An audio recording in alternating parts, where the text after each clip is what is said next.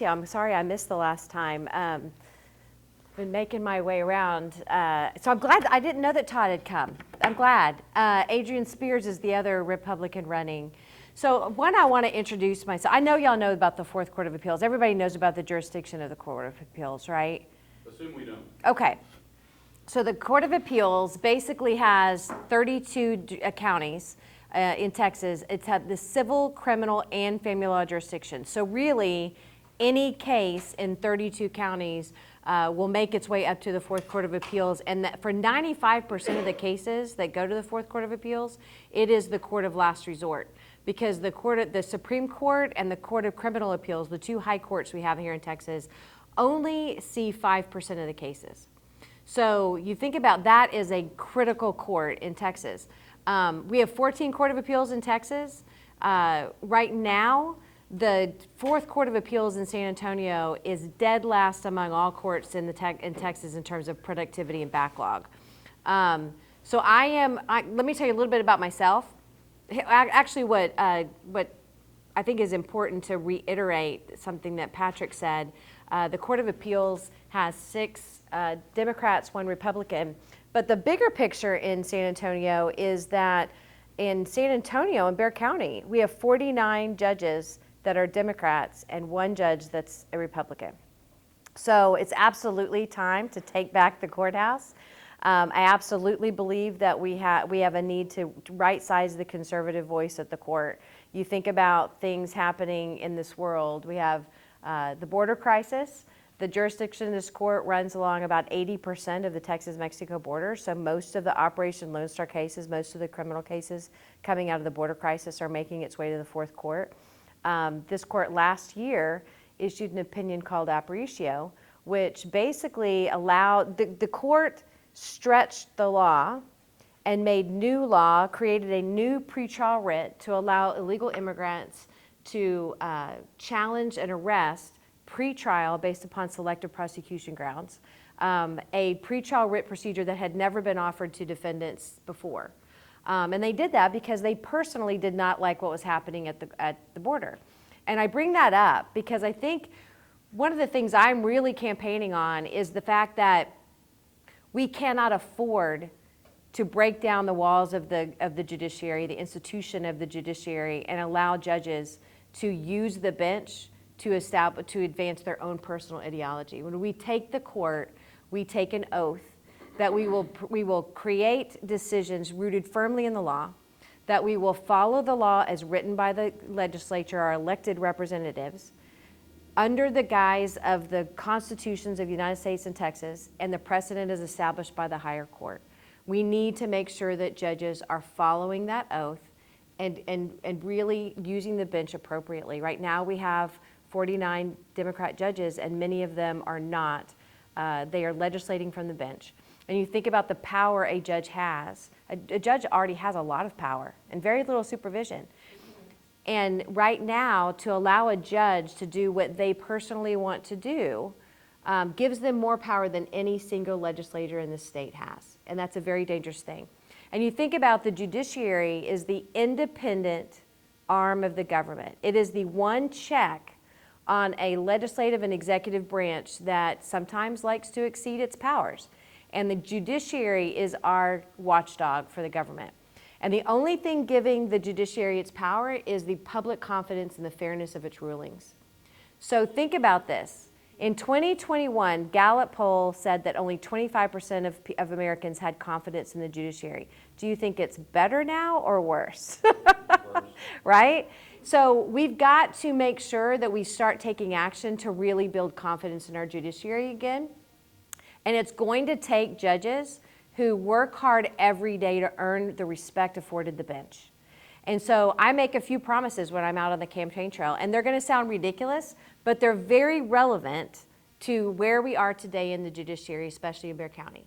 1, I will show up to the courthouse every day to do my job. 2, I will establish a culture of respect and collegiality. 3, I will render decisions firmly rooted in the law. And 4, I will make sure that the justice is dispensed in a timely fashion, because justice delayed is often justice denied. And those are some very basic things, But that's the kind of promises we need from judicial candidates right now compared to what's happening at the courthouse today. So I'll tell you a little bit about myself and why I'm qualified. I've been an attorney for over 30 years. I started out as a briefing attorney for the Supreme Court of Texas, and then I came to San Antonio. All of my adult life I've been here. I was a litigator for about 10 years before I was appointed by Governor Rick Perry to the district court bench. I was elected twice by the people of Bexar County. In 2008, I voluntarily stepped off the bench because my first husband had died and I became the primary breadwinner for my children. And unfortunately, while judges make fine money, I knew I could triple my income going back into private practice, and I felt like I needed to serve my family. So for 15 years, I first had a law firm, and then I was recruited into the corporate world, and I spent 10 years in the corporate world, ending up as CEO of Northwestern Mutual Investment Services, which is a company that has over $650 million of annual revenue.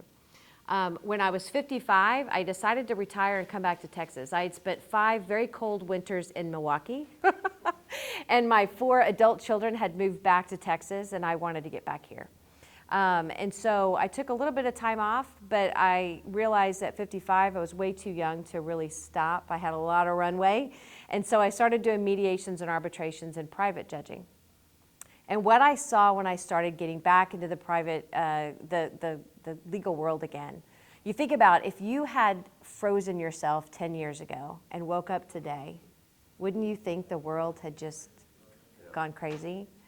Well, in the legal field, the same thing happened. I woke up after 10 years of being in the corporate world, came back into the legal world, and I find that the way we talk about the judiciary in San Antonio today is what we used to say about the Valley.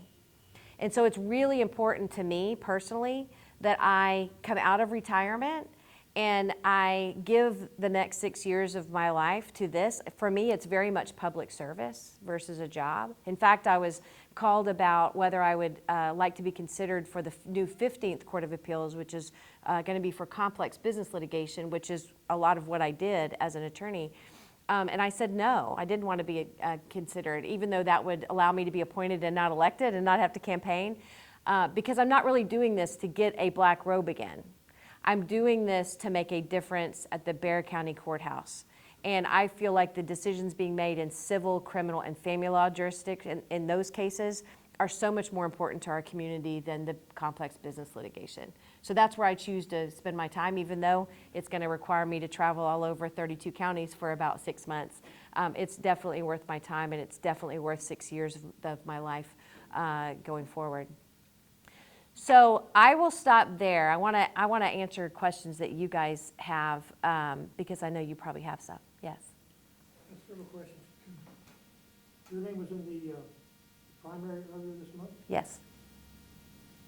This is for the Court of Appeals. Right. Okay. What was the outcome of that race? Well, the primary, I didn't have an opponent. Oh, okay. Yeah. So I'm campaigning for the November election. But we bring up a good point, because I do want to talk about the primary. In the primary, we had 37,000 undervotes. That means Republicans that didn't go down ballot and vote in the judicial race. And Well, maybe there were no contested races. well, we're right, but I absolutely, there was a contested race in one of them. And there were still 37,000 undervotes. And I bring that up because 4 years ago, a lot of people that only think about Bexar County look at me and say, why are you doing this? You'll never win Bexar County. And I know I probably won't win Bexar County. That's okay, because I have 31 other counties that can help overcome that deficit. But I've got to minimize the loss in Bexar County. And one of the things I see in the Republican Party right now is if we continue picking and choosing which Republicans we want to support, we will continue to have a courthouse full of Democrat judges. So we need to make sure that Republicans vote down ballot and vote for the Republican candidates, because that's what's hurting us. So when I look at Todd McRae 2 years ago, lost by 4,000 votes out of 1.2 million votes.